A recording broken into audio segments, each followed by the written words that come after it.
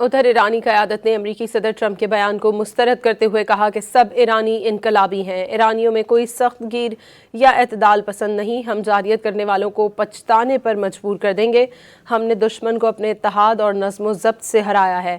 امریکی صدر ٹرمپ نے دعویٰ کیا تھا کہ ایرانی قیادت میں تقسیم اور اختلافات ہیں۔